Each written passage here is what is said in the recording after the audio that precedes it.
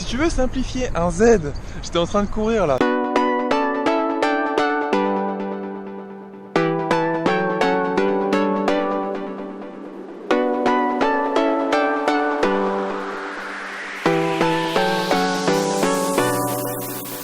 Si tu veux simplifier un Z avec du i en dessous, par exemple si le Z il s'avère qu'il y a au quotient, enfin en dessous du quotient, et que c'est un quotient et qu'il y a du i en dessous, tu peux enlever le i du dessous.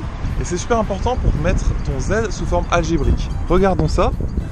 Mettre ton Z sous forme algébrique, ça va te permettre ensuite de faire les questions d'après tout simplement. Parce que si tu veux par exemple bien identifier la partie réelle et la partie imaginaire de ce Z, souvent ça peut être grand Z dans l'exercice ou Z', eh bien regarde comment on fait.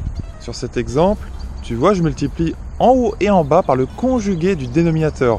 Mais le dénominateur, il faut bien l'avoir mis sous forme algébrique. Généralement dans l'exercice, c'est le cas, mais bien le dénominateur sous forme algébrique. Et ensuite, tu multiplies en haut et en bas de la fraction, en mettant bien des parenthèses, hein, ça c'est super important, par le conjugué du dénominateur. Ça va te permettre, après développement, de supprimer le i du bas. Et ensuite, ce que tu peux faire, c'est séparer la fraction en deux. Ça te permet de bien identifier la partie réelle de ton nombre complexe que tu as obtenu à la fin et la partie imaginaire du nombre complexe. Tu vois, tu obtiens le grand A plus loin le i facteur du grand B.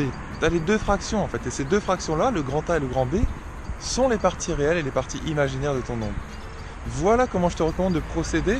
C'est une question super classique du bac. Et après, ceci, ça te permet de répondre à d'autres questions dans le problème.